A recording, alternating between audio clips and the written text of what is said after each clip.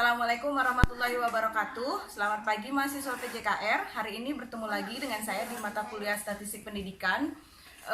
Kita akan membahas pagi ini mengenai uji normalitas, salah satu tahap dalam pengujian uji statistik.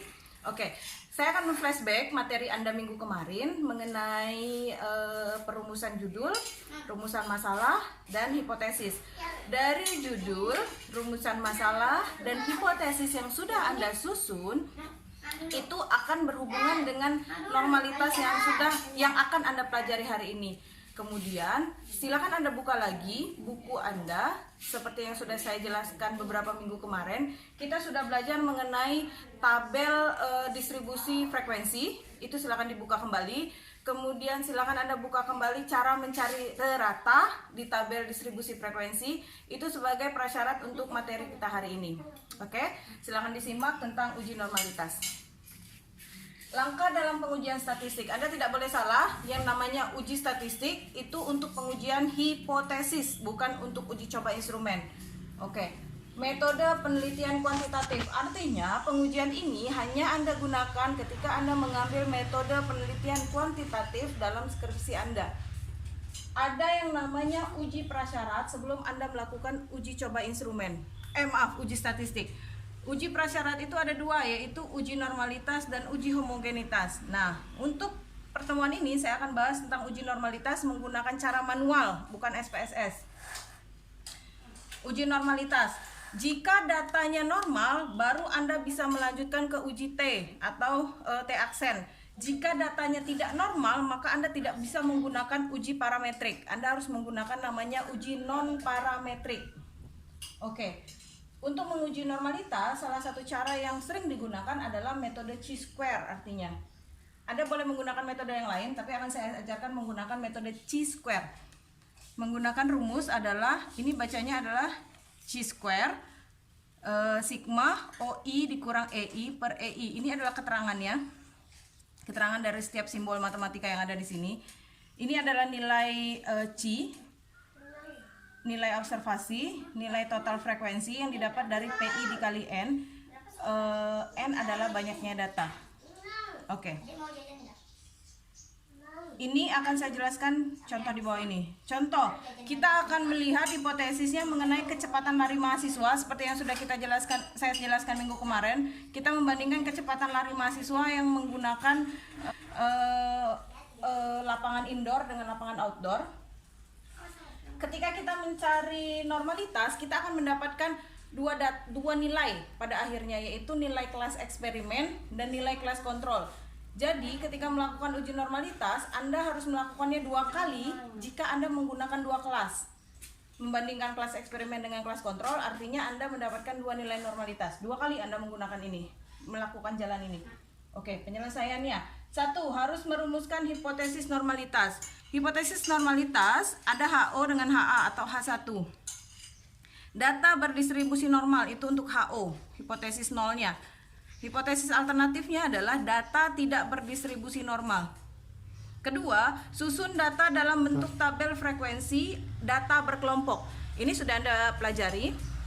Sudah saya ajarkan bagaimana mencari tabel frekuensi, langkah-langkahnya, jadi tidak perlu saya ulang. Oke. Yang ketiga adalah menentukan rata. Rata dari data yang Anda buat di nomor 2. Kemudian tentukan SD. SD ini adalah standar deviasi. Cara mencari standar deviasi adalah akar sigma FIXI kuadrat per N dikurang sigma FIXI per N kuadrat. Bedanya ini dengan ini adalah ini masing-masing datanya yang dikuadratkan. Kalau ini total datanya dulu dicari ditambah, hasilnya baru dikuadratkan. Hasil totalnya baru diakar, itu dapat SD atau standar deviasi. Kemudian nomor 5, menentukan nilai Z. Nilai Z dapatnya dari batas kelas. Batas kelas ini yang Anda dapatkan dari ini, tabel frekuensi. Batas kelas bawah dikurang 0,05. Batas kelas atas ditambah 0,05. Dikurangi rata per standar deviasi. Oke, DK ini adalah derajat kebebasan. K dikurang 3, 5 dikurang 3 sama dengan 2. Alfa adalah nilai toleransi kesalahan dalam kita melakukan penelitian pendidikan. Alfa alfa atau derajat kesalahan itu ada 0,01, ada 0,05. Jika kita melakukan penelitian sosial atau penelitian pendidikan, itu derajat kesalahannya adalah 0,05. Atau jika Anda menggunakan two-tail, artinya 0,025. 0,05 dibagi 2. Langkah pertama adalah Anda harus menyusun dalam bentuk tabel frekuensi. Kecepatan lari atau nilai, Anda susun frekuensinya, berapa siswa yang mendapatkan kecepatan ini.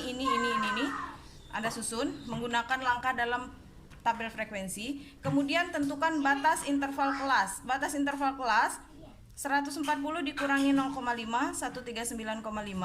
144 ditambah 0,5, jadi 144,5. Jadi batas atas ditambah 0,5, batas bawah dikurang 0,5. Kemudian tentukan nilai Z. Nilai Z-nya adalah XI dikurang rata per SD. XI ini adalah nilainya, nilai tengah. Jadi 140 ditambah 144 dibagi 2 dikurangi nilai rata dari data ini dibagi standar deviasi yang sudah Anda cari di langkah 4. Oke. Kemudian tentukan PI. Nah, PI menentukannya adalah dengan stop dulu.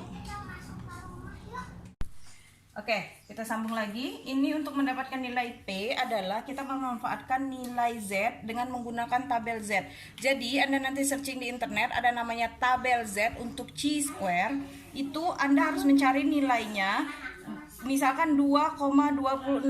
Artinya di tabel kolom Z Anda harus mencari 2,2. Nah, kemudian yang di mendatarnya adalah 6. Nah, itulah nilai ini. Kemudian Anda cari 1,6 di tabelnya di kolom Z, kemudian di baris ininya, di yang atasnya cari angka 4 ke bawah. Nah, itu akan menemukan 0,4495. Jika Anda menemukan angka ini di tabel Z, maka betul untuk ini dan ini. Kemudian nilai P, nilai ini yang dari tabel Z, Anda kurangkan dengan nilai ini Anda dapat dari tabel Z. Itulah dapatkan nilai P1. Oke. Nah, kemudian OI. OI ini Anda tinggal lihat di tabel frekuensi, Anda tinggal lihat 7, 10, 16, 23, 21, 17 dan 6. Ini sama dengan frekuensi. Oke, EI. EI Anda dapatkan dari PI dikali N. PI adalah ini, nilai ini dikali N, dikali jumlah data. Jadi kalau 0,386 Anda kalikan dengan 100, hasilnya 3,86. Untuk PI yang kedua adalah 0,1010 Anda kalikan dengan 100 total datanya, maka Anda dapatkan ini. Seterusnya sampai dengan nilai terakhir 0,538 Anda kalikan dengan 100, maka Anda dapatkan 5,38. Ini adalah EI. Nah, baru kita masukkan ke dalam rumus chi-square yang ada di atas. Caranya adalah sigma di sini artinya adalah jumlah ya, penambahan.